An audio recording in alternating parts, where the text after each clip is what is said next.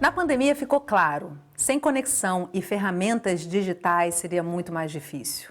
Consultas remotas, resultados de exames, receitas controladas com códigos digitais. E talvez você já tenha acessado o aplicativo Conect SUS para buscar o seu comprovante de vacinação. Esse é só um exemplo de como a saúde digital está cada vez mais presente nas nossas vidas. Um caminho sem volta? Esse é o assunto do nosso programa de hoje. O Sala de Convidados está entrando no ar.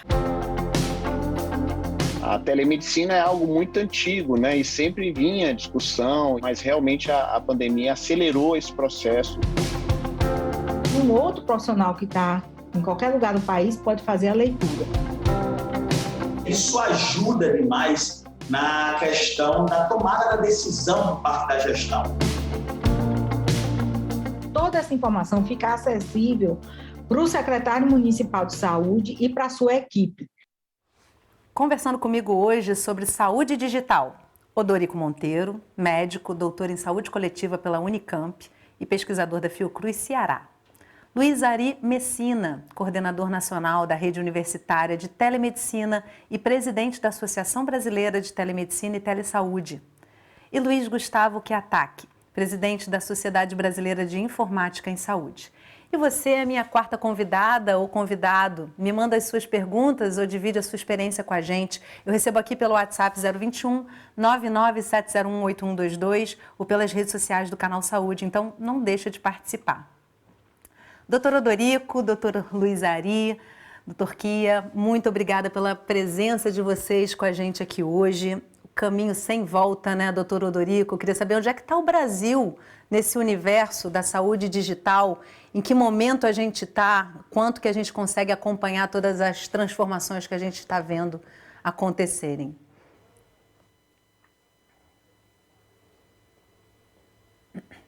Eu estou sem o seu som, doutor Odorico, só abre o microfone, por favor. Acontece no remoto. Não tenha dúvida, porque aí a gente tem que ficar aqui mute, que é para você poder, né, não interromper. Mas, primeiro, obrigado pelo convite. É uma satisfação muito grande estar participando mais uma vez com você aqui das atividades do Canal Saúde. Parabenizar também o Canal Saúde por pautar esse tema. Esse tema, sem dúvida nenhuma, um dos temas muito importantes na contemporaneidade. Eu diria até que o Brasil está atrasado já nessa agenda, mas às vezes a gente diz, a gente está atrasado, mas pode chegar primeiro. Depende como a gente estabeleça as prioridades daqui para frente. A pandemia, de certa forma, estressou essa agenda, não só no Brasil, mas no mundo. Por outro lado, a gente tem que reportar o papel da Organização Mundial da Saúde, que colocou na sua agenda, na agenda da Organização Mundial da Saúde, a partir de 2018, algumas coisas extremamente importantes. Uma delas foi a Organização Mundial da Saúde ter unificado todas as terminologias, aquelas terminologias que estavam computação aplicada à saúde, intervenções em tecnologia da informação, comunicação e saúde, computação e saúde, informática e saúde. Ela unificou tudo isso num termo chamado saúde digital. E a Organização Mundial da Saúde, ela publicou as intervenções em saúde digital, intervenções para os usuários do sistema, para os trabalhadores do sistema, gestores e big data. Então, isso, de certa forma, ajudou muito aos países membros a também construir suas agendas, agenda de governo, agenda da academia, agenda das empresas, da sociedade, que é aí onde o campo da inovação em saúde anda. Por outro lado, a pandemia também fez com que o Brasil, que não tinha uma legislação sobre telemedicina, até porque o Conselho Federal de Medicina publicou uma resolução em 2019, depois revogou, criou uma legislação específica de telemedicina para a pandemia e criou um espaço na Câmara, um espaço no Congresso, para debater esse tema e regulamentar essa questão, né? E aí a gente se viu que alguns médicos que tinham resistência à telemedicina, pediatras, obstetras, as mais variadas especialidades, passaram a ter no celular, em ferramentas de comunicação como o WhatsApp, um instrumento de trabalho e de certa forma, de atenção, de colher a demanda dos pacientes, de prescrever. Nós avançamos muito na questão da prescrição eletrônica, ou seja, um conjunto de iniciativas que foram estressadas pela pandemia. Eu diria que, sem dúvida nenhuma, esse é um tema, eu diria, realmente o mote do programa está corretíssimo, sem volta. E daqui para frente nós temos que fazer investimento no campo da pesquisa, na pesquisa e desenvolvimento, é importante, inovação e empreendedorismo, porque essa é uma área que o tempo todo ela se renova com muita facilidade, e aí você tem um ecossistema de saúde digital que envolve, inclusive, startups, spin-off, que precisam de incentivo do governo, da sociedade, das empresas e da academia. Então, essa articulação é fundamental para o investimento nesse campo no Brasil. Doutor Luiz Ari, qual é a importância da digitalização para uma conexão e para pontes em benefícios da saúde coletiva? Bom dia a todos, muito obrigado pelo convite ao Canal de Saúde, é um prazer estar aqui com vocês e com o Odorico e com o Kia. Nós tivemos no final da década de 90 alguns projetos importantes aqui no Brasil, mas com poucos pontos, né, de conexão e de atenção usando a prática da telemedicina já naquela época. No início dos anos 2000, é que a coisa começou a andar um pouco mais e graças a investimentos realizados pelo Ministério da Ciência, Tecnologia e Inovação e pelo Ministério da Saúde, respectivamente, com o início da implantação da Rede Universitária de Telemedicina, a RUT, pelo MCTI, e o Programa Nacional Telesaúde Brasil Redes, pelo Ministério da Saúde. E isso deu um alicerce muito importante, porque a RUT, por exemplo, chegou em todos os estados do Brasil, né, conectando os hospitais universitários. Hoje são 140 hospitais universitários de ensino, muito bem conectados, com unidades de telemedicina e telesaúde, e que já, uma boa parte deles já tinha uma experiência no início de 2006, que foi quando nós iniciamos. Foram primeiro 19 hospitais, depois mais 45, depois mais 75, assim chegando em todos os estados da federação. E com essa integração com o Programa Nacional Telesaúde, que iniciou com 9 estados, né, esse para chegar em 90 pontos em cada estado, então isso se expandiu em recomendações, em diretrizes para as unidades básicas de saúde. Então, essa prática começou a ser bem desenvolvida, né? E, a partir desses momentos, já em 2005, alguns estados começaram a fazer investimentos próprios com recursos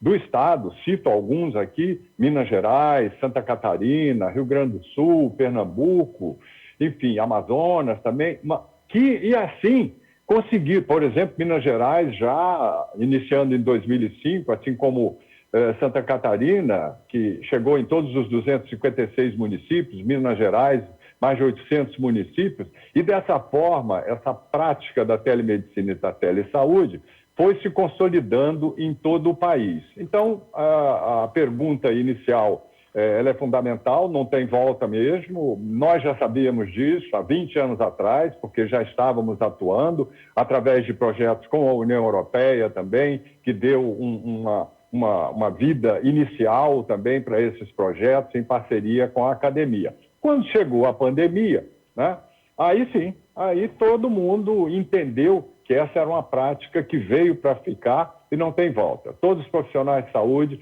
serão, se ainda não foram, serão de alguma forma afetados e precisam ser melhor capacitados em saúde digital. que, como o doutor Odorico falou, a gente começa um pouco atrasado nesse processo e com certeza já existem muitos protocolos, muitas estratégias colocadas nesse ambiente digital. E aí eu te pergunto 2 perguntas em uma aí. Primeiro, como é que a gente recupera esse tempo perdido ou mais lento? E também, como é que a gente adequa esses protocolos e essas estratégias à cultura brasileira, né? Ao formato que se adeque à nossa população, à nossa regionalização, tudo isso que é muito complexo num país do tamanho do Brasil, né? Sem dúvida, Yasmine, obrigado aí pelo convite também, Canal Saúde, né, da Fiocruz, ao doutor Odorico, Messina, um prazer estar com todos vocês aqui. Yasmine, acho que a gente discute uma questão da governança da saúde digital, acho que esse é um ponto basilar, né? Quais são as ações? O que a gente precisa fazer? Todas essas perguntas que você está colocando, né? É o nosso cotidiano, é o que a gente fica pensando em como acelerar, né? E tanto Messina quanto o Odorico participam ativamente dessa discussão, né? Odorico também dentro do Congresso Nacional, Messina muito atuante dentro do Ministério da Educação e do Ministério da Ciência, Tecnologia e Inovação, né? Então, acho que esse é o nosso grande desafio. Nós temos uma estratégia da saúde digital que já foi desenvolvida no âmbito do Ministério da Saúde, ela já dá um norte, foi um trabalho feito com a colaboração de vários especialistas, então todos nós participamos de alguma forma e contribuímos para essa estratégia, e que é um primeiro passo, ou seja, ela já demonstra o que é que a gente precisa da troca de dados, da atenção primária, do investimento da atenção primária, de promovermos a continuidade do cuidado, e a saúde digital é uma base para promover a continuidade do cuidado. Então, ou seja, não estamos assim claros até o que é o norte que nós temos que seguir. Nosso desafio é implementarmos isso de uma maneira rápida, né? Da maneira mais rápida possível. E nós acompanhamos, sempre entendemos que o governo tem um papel muito importante nesse direcionamento e na implementação das políticas públicas, mas que tem, obviamente, o seu tempo de governo.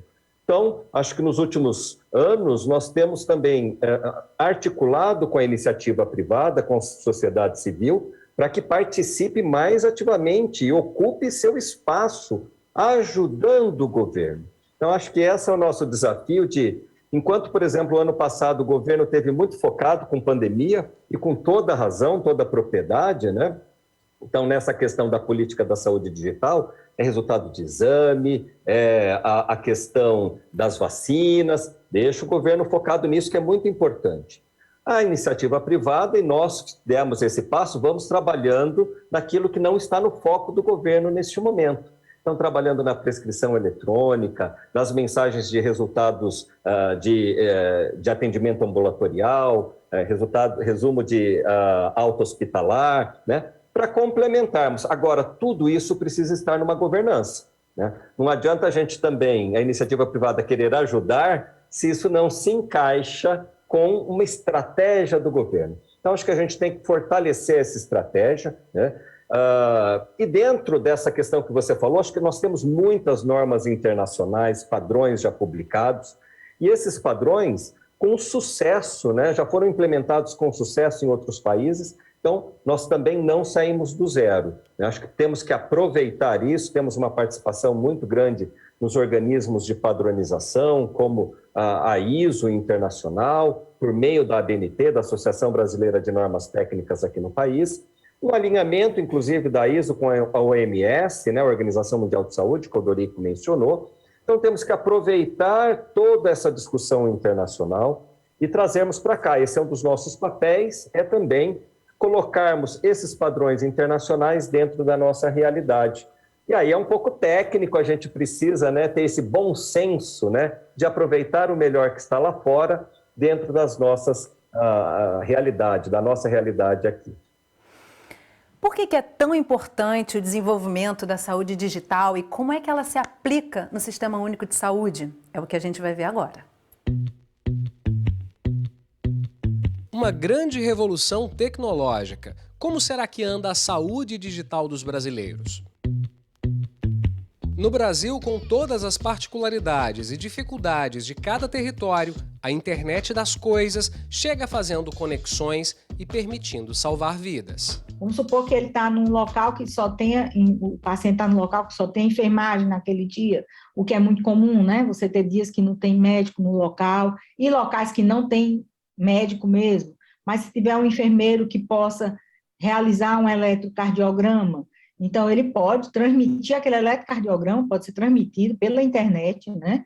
E aí um outro profissional que está em qualquer lugar do país pode fazer a leitura. É interessante dizer que uma gestão que se utiliza de vários mecanismos de tecnologia, da incorporação tecnológica no seu dia a dia, nas atividades laborais, isso ajuda demais na questão da tomada da decisão por parte da gestão.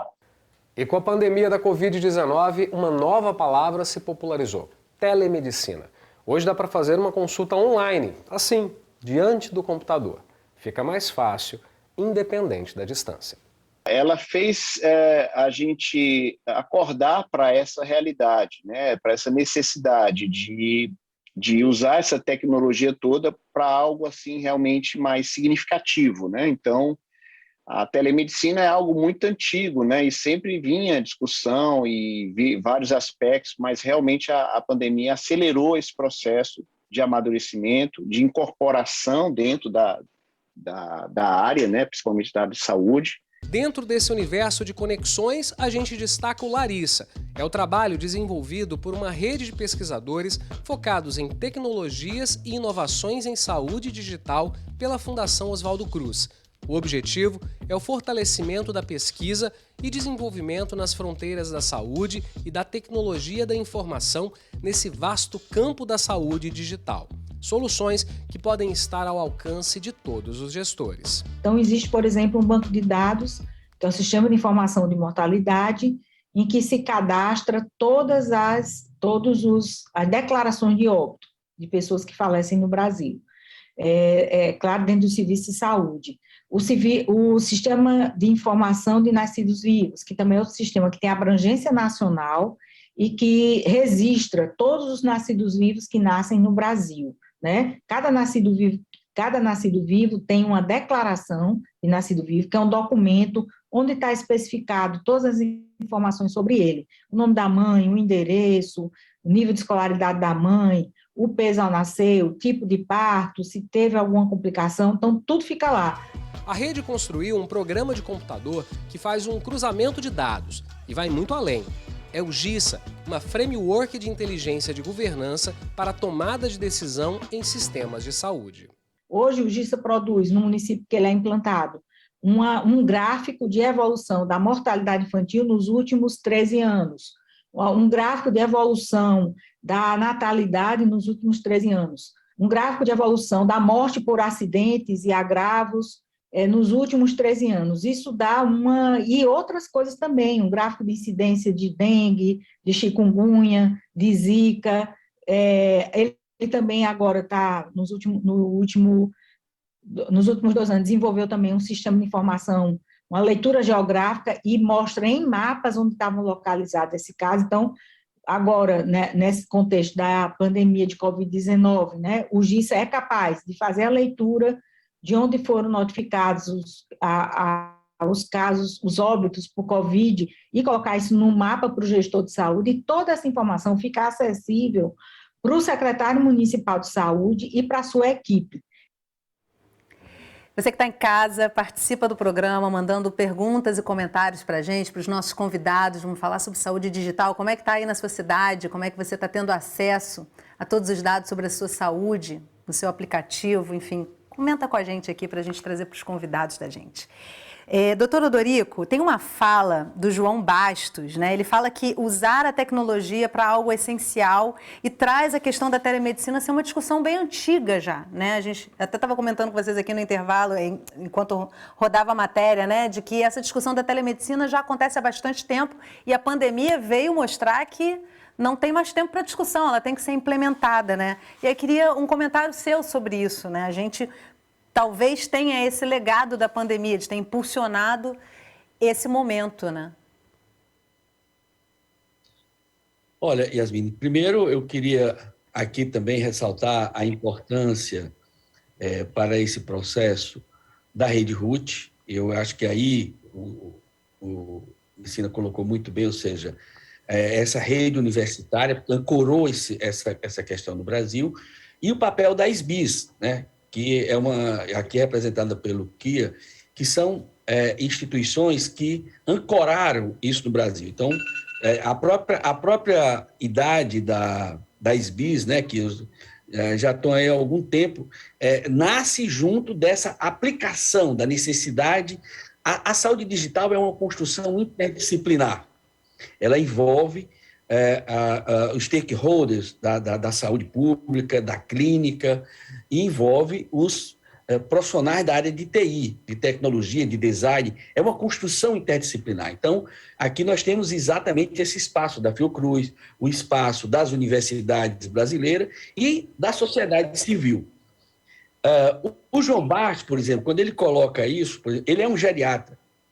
Hoje, algumas categorias que tiveram grande dificuldade de atuação na pandemia, isso foi mais grave ainda, porque o geriatra, ele ficou uma série de pacientes que ele tinha que visitar em casa, pacientes que estavam susceptíveis e de alto risco em relação à Covid, e muitas vezes ele não podia fazer a visita domiciliar por várias razões, e ele teve que usar essas ferramentas, né, de comunicação disponível hoje. Né? A mesma coisa dos pediatras, ou seja, esse dia a dia do médico, por exemplo, o dia a dia do profissional de saúde, trouxe, sem dúvida nenhuma, dilemas importantes, dores importantes, e aí produziram soluções. Ou seja, quando a gente diz que não tem volta, é porque aqueles que tinham preconceito, né, em relação à inteligência artificial, eu agora mesmo conversando com um colega, mostrando a importância da inteligência artificial em vários trabalhos que a gente está se produzindo, por exemplo, na área de imagem, né? Hoje, praticamente, toda estrutura de imagem, o que tem por trás é mais software do que tecnologia pesada, ou seja, aquele aparelho, aquele arcabouço tecnológico de uma tomografia, de uma ressonância nuclear magnética, que a pessoa entra ali para fazer aquele exame, aquela estrutura tecnológica pesada, o que tem verdadeiramente por trás são muitos softwares, muitas aplicações de inteligência artificial. Aí o colega assim disse, não, mas infelizmente a gente vai ter que se acostumar com a inteligência artificial. Não é infelizmente, é felizmente.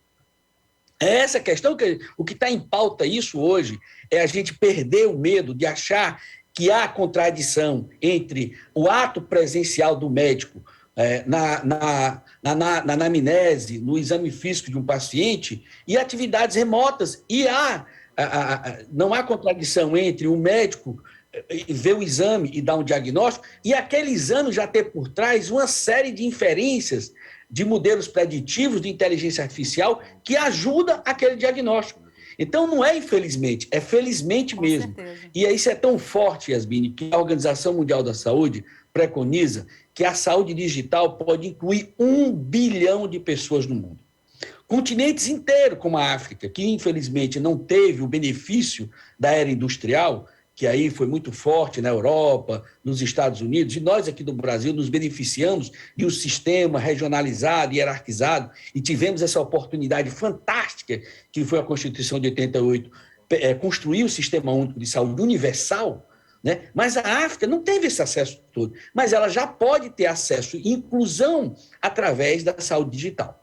Então, é muito importante que a gente tenha com clareza isso e desmistificar de que a inteligência artificial ou a saúde digital é pior do que digamos, a situação só presencial. Pelo contrário, ela agrega valor, soma-se a isso e inclui pessoas. Eu acho que isso é o mais importante, melhora a qualidade da gestão na tomada de decisão, como a gente pôde ver aí pela experiência já de aplicações importantes de saúde digital, ela melhora a qualidade da comunicação entre o serviço e os pacientes, melhora a comunicação entre os usuários do sistema como um todo e aprimora o sistema de comunicação com os profissionais de saúde, integrando as equipes, né, dos times clínicos, dos times de saúde, das equipes interdisciplinares, mas também dá para a gente uma oportunidade importante e singular, que é a ciência de dados, que entra naqueles bancos de dados que são mega, né, o que a gente chama de Big Data, Big Data,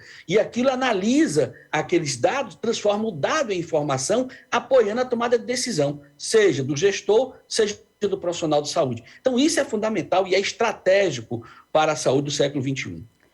Kia, a gente percebe que a pandemia trouxe esse impulso para tudo isso que o doutor Odorico está falando para a gente. Agora, o que ficou claro que a gente precisa aprimorar com urgência? Que tempo a gente precisa dedicar para a gente poder chegar num patamar mínimo de realmente atender às necessidades brasileiras? Sem dúvida, acho que é importante a gente até ver, né, que assim, evoluiu muito, e ainda bem, né? Então vamos ver, nessa questão da telemedicina e da prescrição eletrônica, por exemplo, nós conseguimos viabilizar, nesse momento de pandemia, a prescrição eletrônica, né? Então a Anvisa se posicionou, nós conversamos com a Anvisa, já vínhamos conversando com a Anvisa, com o Conselho Federal de Farmácia. Então, no momento, lá no começo do ano, quando aconteceu a pandemia, a Anvisa veio e se posicionou falando, olha, é possível a prescrição eletrônica desta forma. E que forma que foi viável naquele momento? Um PDF, né? Então, o médico faz a prescrição, o Conselho Federal de Medicina também colocou alguns modelos, né, dessa prescrição, e com PDF, assinatura digital para dar ali a segurança, manda para a farmácia valida isso num portal do governo, do ITI, e pode dispensar. Então, acho que isso satisfaz um momento que nós estamos passando. Mas veja, né, é aí que nós precisamos progredir, né? Se a gente for dar um exemplo, por exemplo, de um Pix, né? O Pix que a gente faz ali, estamos agora usando, ou mesmo o TED, o DOC, que a gente já fazia faz tempo, o banco não manda um PDF para o outro banco, né? Ele manda uma mensagem eletrônica toda codificada, com o nome de quem recebe o dinheiro, o nome de onde sai o dinheiro, a quantidade do dinheiro. Isso vai numa mensagem eletrônica. Nós não percebemos isso, mas é isso que acontece por trás dessa transação que a gente faz. Então, é aí que a gente precisa evoluir agora. PDF, ele funciona, ajuda, mas precisamos evoluir agora. O que é que está dentro do PDF?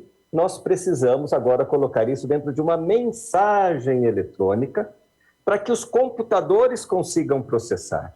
Quando a gente manda um PDF, a gente precisa, quando recebe, a gente precisa ler, né? Quem que é o paciente, quem que é o médico, quais são os medicamentos. O computador não consegue ler. Então, agora a gente precisa transformar essa imagem em dados, né? Numa mensagem codificada. E é aí que a gente consegue ter os benefícios que a gente está vendo ali com né, o sistema do Larissa, né? De usar a inteligência artificial. Aí sim, os computadores conseguem receber essa mensagem e já fazer uma série de validações, né? Esse medicamento aqui, puxa, mas o paciente está tomando aquele outro, tem interação medicamentosa. Essa pessoa aqui, olha, ela está comprando muito medicamento, será que isso não é uma fraude? Né? Será que é isso mesmo? Então, os computadores conseguem nos ajudar, mas não em cima do PDF. Então, acho que esse é o nosso desafio agora, e nós já estamos trabalhando com essas mensagens, saindo do PDF, indo para uma mensagem eletrônica, tanto quanto nós temos aí no Pix e no setor financeiro.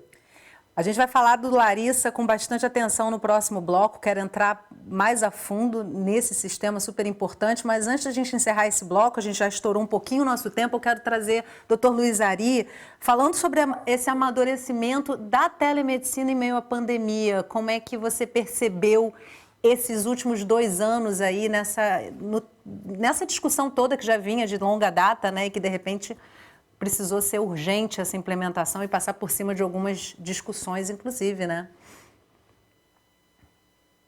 Então, por força dos programas, né, o Programa Nacional Telesaúde Brasil Rede, e de novo a RUT, a Rede Universitária de Telemedicina, que já estavam, né, implantados em todos os estados do Brasil, quando veio a pandemia, eles partiram com as ferramentas que tinham à disposição, fazendo o atendimento de pacientes crônicos em casa, porque esses não podiam vir para os hospitais pelo risco de serem infectados, né?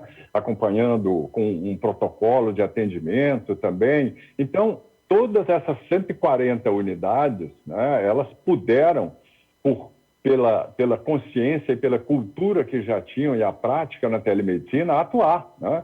E isso foi um grande apoio. Agora, o que nós precisamos de forma definitiva e integral é de uma política nacional de telesaúde, de fato, que está sendo preparada pelo Ministério da Saúde, e nós precisamos, assim como da legislação do pós-pandemia, né? Porque somente com investimentos garantidos em todos os 3 níveis do SUS, né, indo do federal, estadual ao municipal, e adicional, né, que governos estaduais contribuam com esses investimentos para que essa prática seja, então, completamente implementada no Sistema Único de Saúde, porque nós temos esse privilégio de ter um Sistema Único de saúde que é reconhecido não só nacional, mas internacionalmente. E soma-se a isso o fato dos profissionais da saúde serem extremamente reconhecidos internacionalmente.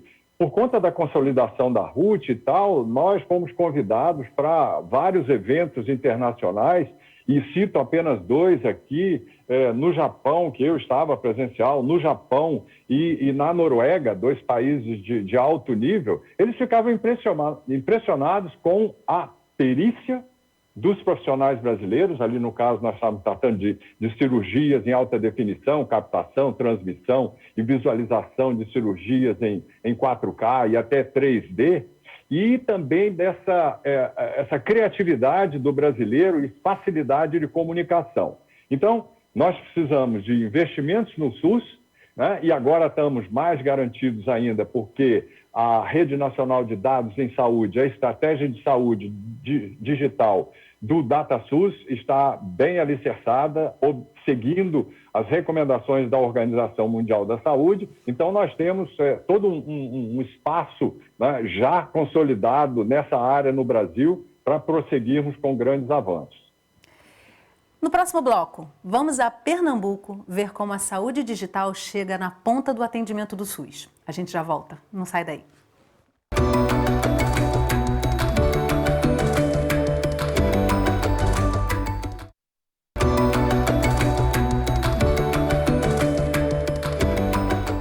A Sala de Convidados está de volta conversando sobre saúde digital.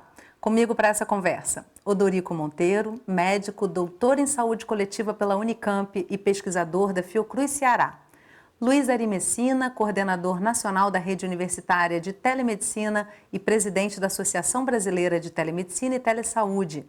Luiz Gustavo Chiatachi, presidente da Sociedade Brasileira de Informática em Saúde. Eu adoro receber a sua participação da nossa audiência. Manda suas perguntas e seus comentários para mim pelo WhatsApp 021 997018122 ou pelas redes sociais do Canal Saúde. Agora a gente vai a Pernambuco conhecer outras ferramentas que já estão em uso. Afogados da Engazeira fica a cerca de 5 horas do Recife. Por aqui, desde 2014, a gestão em saúde nas unidades do SUS conta com a informatização e a digitalização de sistemas. A gente começou através da marcação de consultas e exames através do sistema oficial do próprio Ministério da Saúde, do CISREG. A gente tirou, né, aquela plataforma que se dava através de uma planilha de Excel, mas que, de fato, tinha uma pessoa que era a gestora, uma única pessoa que era a gestora do acesso do resto da comunidade toda, e isso dava muito poder a essa pessoa, e aí ela podia, muitas vezes, estar escolhendo quem poderia ter acesso e quem não poderia. Todas as unidades passaram a contar também com um sistema chamado eSUS, disponível para todos os municípios brasileiros. Prontuários eletrônicos que facilitam a tomada de decisão por parte dos gestores. E logo vieram mais mudanças. Hoje em dia, aqui no nosso município, os agentes comunitários de saúde, os agentes de endemias, eles andam com tablets, né? Não anda mais com aquela mochila cheia de papel, né? Que muitas vezes ia num determinado domicílio, fazia uma entrevista com a família, coletava todos os dados, né? E no meio do caminho dava um vento, o papel ia embora, e essa pessoa, na verdade, perdia essa informação. Inclusive, na pandemia agora, essa ferramenta criou um elo de monitoramento dos casos, né, que estavam infectados em casa. A gente, através do tablet, um aplicativo que a gente tem que chamar da Hyper Health, a gente fazia de fato, né? Inclusive se utilizando de outros aplicativos de mensagem, fazia de fato ligações em vídeo para saber que o cara estava em casa, não estava saindo, né? Não estava disseminando o vírus, né? Tanto na comunidade como em outros lugares que eles podiam circular. Então, a gente incorporou esse processo de informatização dos agentes, tanto de saúde quanto de endemias, na questão do combate às arboviroses aqui no nosso município também. E ainda existe um aplicativo que ganhou mais visibilidade nessa época da pandemia, é o Conect SUS. A fama veio depois da vacinação contra a Covid-19, quando alguns municípios passaram a solicitar o passaporte da vacina. Aqui no Rio de Janeiro, por exemplo, para entrar em alguns lugares, como academias, é preciso apresentar o comprovante. O meu, eu já baixei. Além de trazer dentro do seu arcabouço essa perspectiva das vacinas, ele também traz um bocado de outras informações importantes para o cidadão, para o usuário. Inclusive, no tocante, no processo de acompanhamento da própria saúde, né, do cidadão. E pensando no cuidado do idoso, uma outra ferramenta tem apresentado resultados positivos. É a plataforma Zelo, que aproxima os cuidadores de informação especializada e conhecimento. O app é direcionado principalmente para pessoas idosas que dependem de cuidadores. É um cenário que a gente vislumbra que já está acontecendo e vai ficar um pouco mais acentuado nos próximos 25 anos, porque a gente vai ter 3 vezes mais pessoas idosas e cada vez mais a gente vai ter menos jovens, né? Então, a gente está nesse cenário hoje, já um cenário bastante delicado, onde o cuidado de pessoas idosas que precisam de auxílio, de ajuda, ele está sendo feito por filhos e filhas, principalmente filhas, que muitas vezes não têm suporte. A ferramenta busca atender a pessoa que é cuidadora, o familiar, o profissional da saúde, com dados sobre a pessoa idosa e também o gestor que acompanha o processo de cuidado. Por enquanto, a plataforma ainda não está disponível para o público em geral.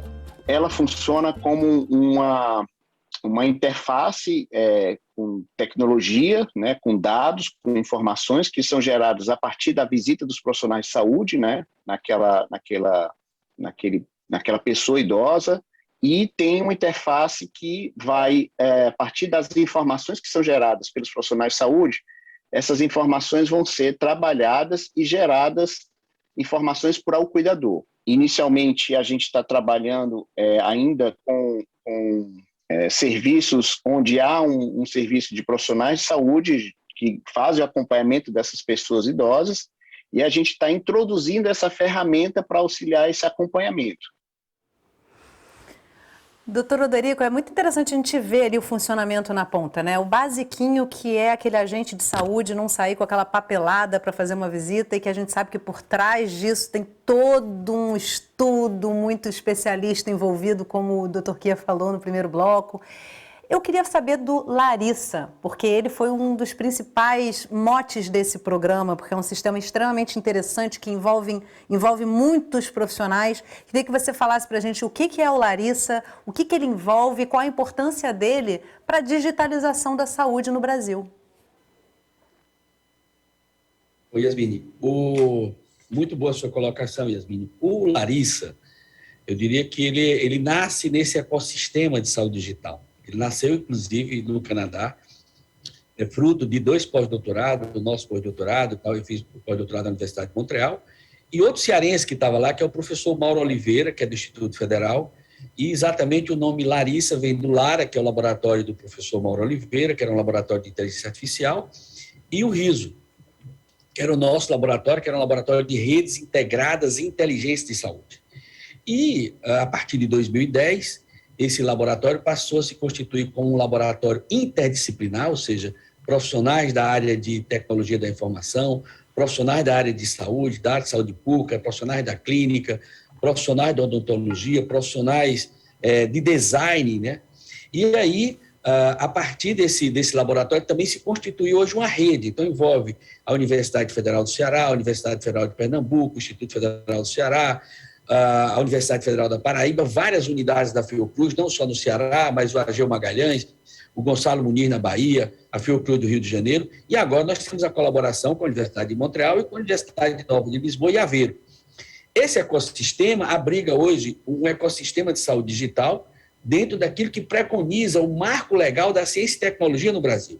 É muito importante que a gente ressaltar que o marco legal que foi votado em 2015 na Câmara, tornou-se lei em 2016, ele ampara legalmente essa articulação entre a academia, os institutos de ciência e tecnologia, as unidades da Fiocruz, que são estruturas de ciência e tecnologia, a academia, a sociedade, e aí está aqui a SBIS, a academia, está aqui a RUT, a rede RUT, através do Luiz, a SBIS com o KIA, e o Estado apoiando, incentivando, estimulando através de editais, de financiamento, e as startups, que são novas empresas que nascem nesse ecossistema, e as spin-off. O Zelo, por exemplo, é uma solução da Fiocruz, a propriedade intelectual é da Fiocruz.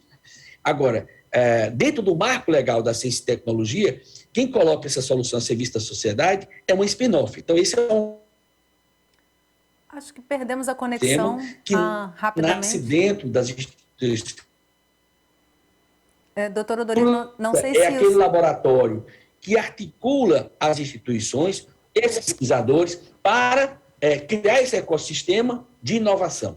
E a outra coisa importante, Yasmine, nesse processo, é a capacidade que as instituições, esse ecossistema, tem de ouvir as dores do sistema de saúde. Por exemplo, foi a partir de uma conversa com os assistentes sociais do Hospital Geral aqui de Fortaleza, a partir de um diálogo com os diretores de hospitais, que a gente passou a criar uma solução de saúde digital, o Larissa passou, os pesquisadores passaram a se debruçar, para aprimorar a comunicação entre os hospitais e a família dos pacientes. Porque na Covid, na pandemia, esse foi um grande trauma, eu diria que é um trauma, porque muitas pessoas levaram seus pacientes, seus familiares, seus entes queridos para o hospital, e a partir dali não passaram a ter comunicação nenhuma. E não tiveram, não tiveram nem acesso ao óbito, porque tudo aquilo foi proibido, de certa forma, como medida sanitária. Então, a comunicação entre os hospitais e as famílias dos pacientes fez com que o Larissa pudesse ouvir isso dos hospitais e agora está em pleno processo de, que a gente chama de desenvolvimento, né, de P&D, Pesquisa, Desenvolvimento e Inovação, uma plataforma, que é o Convívio Social, para aprimorar a comunicação entre os hospitais e a família dos pacientes. Isso aí, eu diria que já é um legado da pandemia, e isso foi muito importante, porque você integra a informação dentro dos hospitais, você cria uma palavra que vai ser muito forte cada vez daqui para frente, e aí a SBIS e a Rede RUT trabalham com isso o tempo todo, que a gente chama de interoperabilidade. Essa palavra nada mais é do que a integração dos vários sistemas, porque a comunicação do sistema de saúde, que o paciente é atendido numa unidade básica de saúde, com o paciente que é atendido numa policlínica, com o paciente que é atendido numa UPA, o paciente que é atendido no hospital, cada sistema desses fala uma linguagem diferente. E o fato dos sistemas não se comunicarem entre si, isso cria uma barreira, porque aí cada sistema fragmenta o paciente, as intervenções que foram feitas nele. Então, o Larissa também tem hoje uma grande preocupação de construir mecanismos de integração dos sistemas de telesaúde, de telemedicina, de saúde digital, para unificar essas informações e entregar a informação ao gestor, ao profissional e ao usuário de forma a humanizar essa relação, a aumentar a segurança do atendimento, a eficácia, a eficiência, a efetividade das intervenções de saúde digital. Então, o Larissa, eu diria que é essa articulação interprofissional, interdisciplinar, interinstitucional, criando um ecossistema de inovação e empreendedorismo em saúde digital no Brasil. E aí fica a dica para você que está em casa, dá uma olhada no site do Larissa, né, doutor Odorico, que tem bastante informação lá para você conhecer melhor o projeto, é um projeto grande, então vale a pena realmente visitar o site. E a gente tem aqui uma pergunta da audiência, da Nilza, do Rio de Janeiro, ela encaminhou para a gente pelo WhatsApp. Infelizmente, eu imagino que nenhum dos nossos 3 convidados esteja diretamente ligado ao Conect SUS, então talvez seja uma informação que a gente não tenha como passar, mas eu vou trazer essa pergunta para o Dr. Kia, imaginando aí como é que funcionam esses sistemas e o que pode estar acontecendo, né? Ela diz que o Conect SUS informa resultados de testes de Covid-19, por exemplo, de forma aleatória. Fiz 3 e só visualizo um resultado. A terceira dose aplicada em setembro ainda não está disponível no comprovante. Por ocorrerem situações como essas, podem acontecer situações como essas com informações incompletas? Boa pergunta, né? Assim, apesar, obviamente, que a gente não fala em nome do Ministério da Saúde, do DataSUS aqui, esse é um projeto que a gente acompanha bastante, incentiva e colabora para que ele melhore cada dia mais, né? E algumas coisas, de fato, né, entram nessa questão de melhorias, né? Então, nós tivemos, por exemplo, alguns desafios nessa implementação do Conect SUS, né? Quando entrou, por exemplo, a vacina de dose única, o sistema estava preparado para receber 2 doses. Quando ele entra a dose única, então ele teve que ter uma adaptação no sistema. O sistema estava preparado para receber, para fazer gerar, na verdade, os certificados de vacinação com mesmas doses de vacinas da mesma marca. A partir do momento em que muda um pouco essa política e que permite que sejam aplicadas ou que o cidadão consiga tomar doses de vacina de marcas diferentes, precisou de um ajuste no sistema. Agora já a gente está falando da terceira dose. Então, acho que assim, o sistema, eventualmente, ele precisa de algumas adaptações que não entram exatamente no momento que estão acontecendo as coisas. Mas também é importante lembrar que o Conect SUS, ele gera o certificado de vacinação e a carteira de vacinação com base nas informações que ele recebe lá em Brasília, digamos assim, né? E essas informações, elas vêm dos municípios, elas vêm dos estados, né? Então, naturalmente, se o município tem dificuldade em enviar esses dados, então, ou seja, não é exatamente uma dificuldade do aplicativo, mas uma dificuldade do município. Então, veja também a complexidade, né, que é lidar nesse nosso sistema, né, federativo, né? Então, isso não existe em nenhum outro lugar do mundo. Quando a gente estava falando, né, em trazer as coisas de fora, nenhum outro país tem esse sistema da autonomia dos municípios, dos estados e da federação, né, responsabilidades distintas. Então, acho que é essa a questão que ela deve ter enfrentado. E veja, não só hoje o Conect SUS, ele registra não só a questão das vacinas, que é o que a gente mais tem usado, né? Inclusive, estamos vendo aí jogos de futebol pedindo a confirmação de vacinas. Então, é um mecanismo realmente de retomada da economia. Mas os resultados de exame de Covid também já devem estar no Conect SUS, assim como todos os medicamentos que são dispensados na farmácia popular. Então, ali, se você já teve um medicamento da farmácia popular, ele deveria estar lá. E se você não teve estar, é porque já pode ser um indício de fraude, né? Se eu nunca comprei, nunca dispensei um medicamento na farmácia popular, eu abro o aplicativo e vejo que houve um medicamento dispensado, é porque alguém pensou no seu nome. E aí que está a beleza também do uso das tecnologias para evitar fraudes, né? Então, não só na melhoria da assistência, que é o que a gente mais deseja, mas até em questões econômicas que pode trazer aí tanto para o governo quanto para as instituições privadas. Da transparência também, que é super importante para o nosso Sistema Único de Saúde, né? Doutor Luiz Ari, uma coisa muito importante é que a gente não tem uma política nacional de telesaúde ainda implementada, né? Para garantir a implementação no SUS. Aí eu te pergunto, como é que se faz para que a gente chegue a essa política, né? Imagino que haja já muitas discussões. E qual é o caminho para se chegar realmente a uma política nacional para fortalecimento de tudo isso que a gente está conversando aqui? Então, na Associação Brasileira de Telemedicina e Telesaúde, nós temos feito reuniões regulares até com as 14 profissões e os conselhos federais da saúde. E fizemos, inclusive, também uma reunião, o Odorico estava conosco também, e a deputada Adriana Ventura, que é a presidente da Frente Parlamentar Mista da Telesaúde. Então, são essas ações, também em parceria com o Ministério da Saúde, com a doutora Adriana, do Departamento de Saúde Digital, com o DataSUS, que essa política nacional de telesaúde vai surgir e espero que garanta, então, esses investimentos no SUS. Então, essa prática que nós estamos realizando com os conselhos federais da saúde, das profissões da saúde, eu acredito que venha a incrementar e facilitar uma política nacional mais ampla, mais abrangente, que envolva todos os profissionais da saúde e seja um benefício para a população, né? Teremos agora em novembro um evento muito importante que é o desenvolvimento humano e saúde digital em foco, realizado em conjunto com a SBIS, a ABTMS e a Rede Nacional de Ensino e Pesquisa, né, na semana de 22 a 26 de novembro.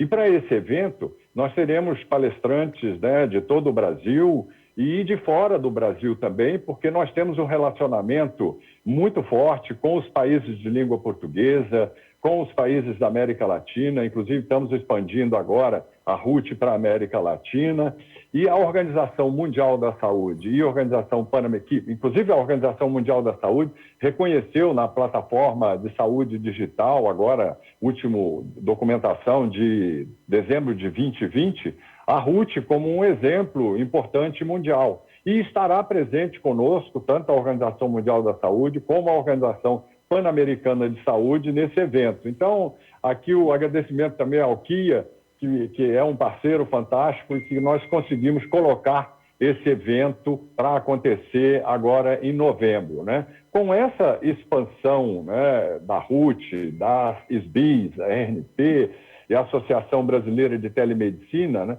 nós temos na RUT 2 a 3 sessões científicas diárias, né? E esses profissionais da saúde são os nossos campeões, porque são voluntários, e aqui vai, então, o nosso agradecimento a todos os profissionais da saúde que foram, né, nosso grande alicerce durante a pandemia. E com a prática da telemedicina e da telesaúde, né, você tomar dados de um paciente, 70% a 80% dos pacientes atendidos com a telesaúde não precisam ser transferidos, né? E isso gera também uma economia de 10% a 15% no orçamento total das secretarias municipais da saúde. Portanto, é um avanço que vai garantir tanto uma melhor assistência, uma melhor qualidade, a humanidade desse atendimento, ele depende dos nossos profissionais da saúde, que são excelentes, né? A conectividade está cada vez avançando mais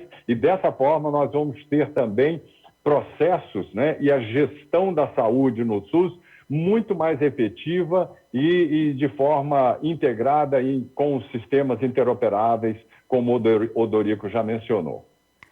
Doutor Odorico, a gente está caminhando para o final do programa e aí te convido aí a fazer um apanhado de tudo que a gente conversou agora e do quão importante é manter esse tema em discussão, né? E quais são os desafios que vocês visualizam aí pela frente, tendo em vista o que a gente percebeu na pandemia, o quão essencial é a gente poder implementar um sistema digital seguro, né? Principalmente, toda também essa discussão da segurança dos dados, como é que se trata disso e como você percebe o futuro da saúde digital no Brasil aí para os próximos anos que estão por vir.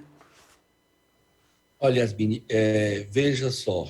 Primeiro, mais uma vez, ressaltar a importância da comunicação nesse processo, daí a importância do Canal Saúde estar pautando e agendando esse tema. Quero aqui, mais uma vez, ressaltar essas 2 iniciativas importantes, uma da sociedade civil, que é a SBIS, Sociedade Brasileira de Informática na Saúde, que já incluiu a saúde digital na sua agenda, ou seja, nasceu como informática em saúde, mas ela passa cada vez mais a ser saúde digital como um gênero, né? E essa iniciativa fantástica de pesquisadores, professores das universidades brasileiras, que é a Rede RUT. Eu acho que aí já mostra âncoras importantes que parte do dever de casa está sendo feito. A outra coisa é que aí parte desse marco legal que ancora o desenvolvimento da ciência e tecnologia no campo da saúde digital, ele já está praticamente também já foi estruturado, ou seja, o Marco Civil da Internet é parte disso, a Lei de Proteção de Dados é parte disso, que já ancora que toda e qualquer aplicação que for feita em saúde digital tem que olhar bem, que tem que estar ligado à LGPD, que é a Lei de Proteção de Dados, ou seja, isso é muito importante. A pandemia, o marco legal da ciência e tecnologia também é outro espaço, outro marco legal importante, que estimula, né, a essa relação e essa integração Estado, academia, empresa e sociedade. Então, isso também é muito importante, porque as inovações, ou seja, a tecnologia, é muito rápido como ela é gerada e como ela ficou obsoleta. Então, isso você permite que você crie mecanismos ágeis de incorporação de tecnologia. E o nosso querido Sistema Único de Saúde, que é fantástico, e é um demandante dessas tecnologias. Por isso que essa articulação academia, Estado, sociedade e empresa é fundamental, porque o SUS, assim como ele é demandante de insumos, de medicamento, de equipamentos, de vacina, ele passa a ser um grande demandante da saúde digital, né? Isso, a pandemia mostrou isso. E o nosso laboratório Larissa também está nessa articulação de dar respostas para o SUS, né? Então, eu diria que eu acho que a gente conseguiu abordar esses temas aqui no programa. Eu diria que também a outra coisa importante que a pandemia estressou foi acelerar a questão da legalização do ato da telemedicina, da prescrição eletrônica. E, por outro lado, também houve, eu diria assim, um estresse interfederativo. Por quê? Porque não só o Ministério da Saúde teve que produzir respostas, os estados tiveram que produzir respostas, inclusive aqui no caso do Ceará, por exemplo, o Integra SUS, uma plataforma extremamente importante de comunicação entre o governo e a sociedade sobre a transparência dos dados, porque isso é outra coisa importante, a transparência dos dados, ou seja, e quando é que você dá a transparência do dado? Quando você transforma o dado em informação, porque a sociedade precisa da informação. O gestor precisa da informação, o paciente precisa da informação para apoiar a tomada de decisão, levando em consideração que na saúde o usuário é um grande tomador de decisão também. Então, sem dúvida nenhuma, eu diria que a gente está, digamos assim, com as bases estruturadas para que a gente possa avançar e dessa articulação, né? Das empresas produzindo iniciativas, do SUS incorporando essas iniciativas, da academia ouvindo aquilo que está, digamos, as dores do sistema e se debruçando sobre ela com iniciativa, a inovação tecnológica, porque isso é uma área que a inovação... Por que é inovação? Porque ela vai estar sempre produzindo soluções originais, a partir de problemas originais. E no outro campo, que não é mais no campo da química, não é mais no campo do medicamento biológico, mas é no campo da saúde digital, incorporando ferramentas de inteligência artificial, de internet das coisas, ferramentas da robótica. Agora nós vamos, o 5G, que agora o Brasil já está se preparando para os leilão de 5G. Isso vai trazer uma grande revolução, porque vai aumentar a capacidade de conexão da sociedade e da comunicação máquina-máquina, porque aí as máquinas passam a se comunicar entre si e vários equipamentos da saúde vão se comunicar, aumentando a capacidade resolutiva, a precisão, a eficiência, a eficácia e a efetividade das ações de serviço de saúde. Muito obrigada, doutor Odorico. Eu acho que é um assunto que precisa retornar à nossa pauta outras vezes, porque é grandioso demais para caber nesse período curto aí que a gente tem para esse debate. Com certeza voltará. Agradeço muito, doutor Kia, doutor Luiz Ari, doutor Odorico, pela participação aqui com a gente e para uma próxima oportunidade que eu espero que seja breve. Muito obrigada. E obrigada a você que acompanhou o programa de hoje. Se quiser compartilhar essa conversa, entra no site do Canal Saúde, lá você encontra um acervo com toda a nossa programação. E não esquece que semana que vem a gente tem um assunto relevante para dividir com você, então eu te espero no próximo programa. Até lá!